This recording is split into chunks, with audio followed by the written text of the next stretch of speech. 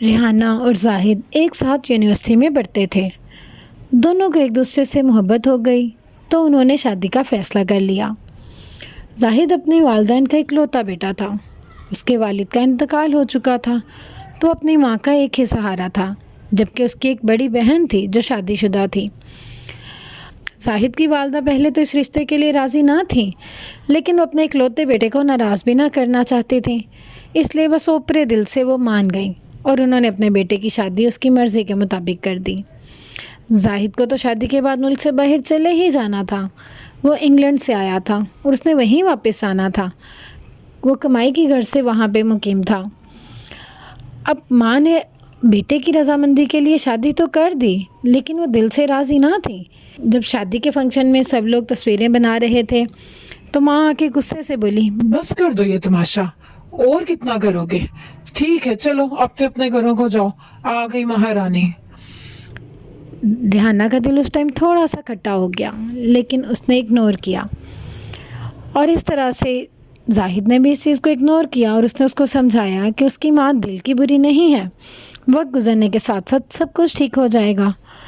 لیکن چند ہی دن بعد زاہد واپس انگلینڈ چلا گیا۔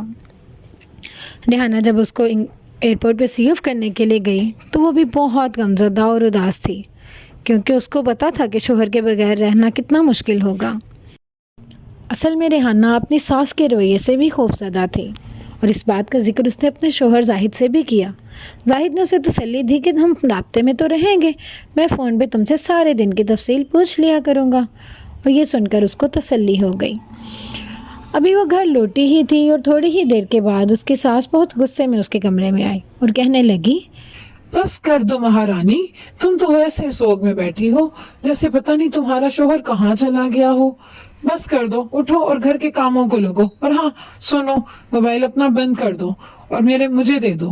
کوئی ضرورت نہیں ہے سارا سارا دن موبائلوں پہ لگے رہنے کی۔ گھر کے کام دیکھو، اور گھر کے ملازمہ جو ہے وہ چھٹی پر چلی گئی ہے، آج سے سارے گھر کے کام تم دیکھو گی۔ ریحانہ یہ سن کے تھوڑی پریشان ہو گئی کہ اس کا موبائل بند ہو جائے گا۔ وہ یہ جانتی تھی کہ اس کا موبائل کے علاوہ اس کے شوہر کے ساتھ رابطہ کرنا مشکل ہوگا۔ خیر، اس نے اللہ کا نام لیا اور گھر کے کاموں میں لگ گئی۔ سارا دن گھر کے کاموں میں لگی رہتی، کچن میں برتن دھونا، صفائی کر کے فارغ ہوتی تو ساس کہتی کہ کپڑے دھونے والے ہیں، مشین لگا لو۔ وہ مشین لگاتی، کپڑے دھوتی، کپڑے دھو کے ابھی فارغ بھی نہ ہوئی ہوتی تھی، ابھی تو پوری طرح سے اس کی تھکاوٹ بھی نہ اترتی کہ ساس کہہ دیتی کہ سارے کپڑے استری کر کے ہینگرز میں لٹکا دو۔ اور کبھی کبھی تو حد ہو جاتی، ایسا ہوتا کہ وہ کپڑے استری کر رہی ہوتی اور اس کی ساس استری شدہ کپڑوں کو لا کے اس کے سامنے پٹک دیتی کہ یہ ٹھیک سے استری نہیں ہوئے، ان کو دوبارہ استری کرو۔ وہ پریشان ہو چکی تھی کہ آخر ایسے کیسے گزارا ہوگا، اور خود وہ ماں بیٹی سارا دن بستر پر لیٹی رہتی۔ اس کی بیٹی بھی اکثر اس کے پاس آئی رہتی تھی، حالانکہ وہ شادی شدہ تھی، لیکن وہ پھر بھی سسرال میں کم اور میکے میں زیادہ پائی جاتی۔ ساس کو اپنی بیٹی سے بہت محبت تھی۔ اور اسی طرح سے رمضان کا چاند نکل آیا۔ رمضان کا چاند اپنی پوری رحمتوں کے ساتھ نکلا تو ریحانہ نے بھی اس بابرکت مہینے میں سب کچھ بھول بھلا کے صرف اللہ تعالیٰ کی عبادت کرنے کا سوچا۔ سحری کے لیے اس نے کھانے بنائے، اس نے کئی طرح کے کھانے بنائے، قورمہ، لزانیہ اور بہت کچھ اس نے سحری کے لیے تیار کیا۔ اسے امید تھی کہ سحری کے لیے سب مل کے اکٹھے سحری کریں گے جیسا کہ ان کے میکے میں ہوتا تھا، لیکن جب اس نے دیکھا تو اس کی ساس اور نند دونوں سارے کھانے مزے سے کھا رہی تھیں، اور اس کے لیے انہوں نے کچھ بھی نہ رکھا، وہ تمام کھانا خود ہی چٹ کر گئیں۔ وہ تو حیران ہو گئی کہ اس کے لیے صرف ایک روٹی اور تھوڑی سی چٹنی پیالی میں رکھی ہوئی تھی۔ خیر، اس نے سوچا کہ رمضان میں کسی کے لیے دل میلا نہیں کروں گی۔ اس نے وہ بھی اللہ تعالیٰ کا شکر ادا کیا، دعا پڑھی اور سحری کر لی۔ اصل میں ریحانہ دل کی بہت اچھی تھی، وہ کسی کے لیے بھی اپنا دل میلا نہیں کرنا چاہتی تھی، لیکن وہ حالات سے پریشان ہوتی تھی۔ خیر، اس نے سحری کی، اور پھر بعد میں جب افطاری کا وقت ہوا تو افطاری کے لیے گھر میں کچھ بھی نہ بنا، بلکہ وہ یہ دیکھ کے حیران رہ گئی کہ اس کی ساس اور اس کے نند نے ڈھیر ساری چیزیں باہر سے آرڈر کر لیں، پیزا، برگر، زنگر اور فرائز، بہت کچھ، سب کچھ لے کے کھانا افطاری کرنے کے لیے بیٹھ گئی۔ ریحانہ ان کے پاس گئی اور ان سے کہنے لگی، माँ जी, मैं भी अपने लिए कुछ बना लूँ, मेरा भी रोज़ा था, तो मैं थोड़ा बहुत अपने लिए कुछ बना लूँ, मैं चावल ही बना लेती हूँ। ये सुनकर तो सास गुस्से में आ गई। क्या कहा तुमने? ये मेरा घर है बीबी, यहाँ पे ये अय्याशियां नहीं चलेगी। जाओ जाके रोजा अफ्तार करो। क्या पानी से रोजा नहीं खुलता? हद हो गई है। नखरे देखो आजकल की लड़कियों के। रेहाना तो बहुत परेशान हुई। उसने पानी पी के रोज़ा अफ्तार किया। दिल ही दिल में बहुत आंसू बहाए, लेकिन अल्लाह का शुक्र अदा किया और अल्लाह ताला से बेहतरी की दुआ की। रात में जब जाहिद का फ़ोन आता तो माँ और बेटी दोनों उससे बात करती और कह देती कि तुम्हारी बीवी तो सारा दिन सोई रहती है, ना रोजा रखती है, ना कोई नमाज पढ़ती है, और घर के कामों का तो उसको कोई पता नहीं। हम माँ बेटी सारा दिन काम कर करके थक जाती हैं, और उस महारानी को देखो, जब देखो बिस्तर पे पड़ी सो रही है, और जब हम ढेर सारे खाने बना लेंगी तो आ जाएंगी मोहतरमा खाना खाने के लिए। बस खा खा के ही मोटी हो रही है, और मोबाइल उसने पता नहीं किसको दे दिया है, इसलिए तुमसे राब्ता नहीं होता। मुझे तो लगता है अपने ही किसी बहन को दे दिया है। जाहिद ये सुन के बहुत परेशान हुआ।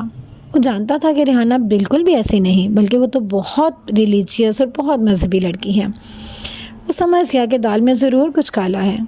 उसने खामोशी से कुछ करने का सोचा।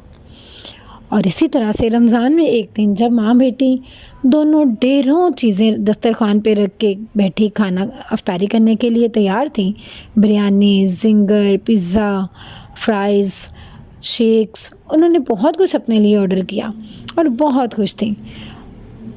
लेकिन उन्हें नहीं पता था कि जाहिद घर के पिछले दरवाजे से चुपके से घर के अंदर आ गया था। वो उस घर की चाबी को हमेशा अपने पास रखता था। जब वो घर के अंदर दाखिल हुआ तो रेहाना अपने सामने पानी का गिलास और सूखी रोटी रखे हुए दुआ करने में मसरूफ़ थी। उसे अंदाज़ा भी ना हुआ कि उसका शोहर उसको पास खड़ा देख रहा है। शायद ये उसकी दुआ की कबूलियत का वक़्त था। जाहिद का दिल ये सुन देख के फट पड़ा कि उसकी बीवी किस हालात में थी। वो बहुत कमज़ोर लग रही थी, और जब वो अपनी माँ और बहन के कमरे में गया तो ये देख के आग बगूला हो गया कि उनके सामने ढेरों चीज़ें पड़ी थीं और वो मज़े से अफ्तारी के लिए तैयार थीं। उसको बहुत गुस्सा आया। उसने फ़ौरन अपनी माँ से कहा, माँ ये सब क्या है? माँ और बेटी तो ये देख के बहुत परेशान हुई कि ये सब क्या, और दूसरे कमरे में रेहाना को भी आवाज़ चली गई। उसने रेहाना को आवाज़ दी तो वो भी वहीं पे आ गई। माँ और बेटी तो फ़ौरन गुस्से से बोलने लगी, ये चालें हैं इसकी, तुम्हारी बीवी की। तुम्हें खामोशी से बुला लिया और हमें बताया भी नहीं। तो जाहिद गुस्से से बोला, बस कर दीजिए माँ, आपको खुद समझ होनी चाहिए कि आप लोग क्या कर रहे हैं। इतना जुल्म रमजान के बाबरकत महीने में, ऐसा तो कोई गैर मुस्लिम भी नहीं करता जो आप लोग कर रहे हैं। आप लोगों को ये भी नहीं पता कि एक इंसान को आप भूखा मार रहे हैं। मुझे अंदाजा था कि ये सब कुछ यहाँ पे हो रहा होगा, मैं इसीलिए वापस आ गया हूँ। रिहाना ने मुझे कुछ नहीं बताया। अब मैं एक दिन भी इसे यहाँ आपके पास नहीं रहने दूंगा। हम लोग आज ही यहाँ से चले जाएंगे और मैं उसे अपने साथ इंग्लैंड ही लेके जाऊंगा। ये सुन के माँ और बेटी का तो बहुत बुरा हाल हुआ। ये देखा, ऐसी होती है बहुएं।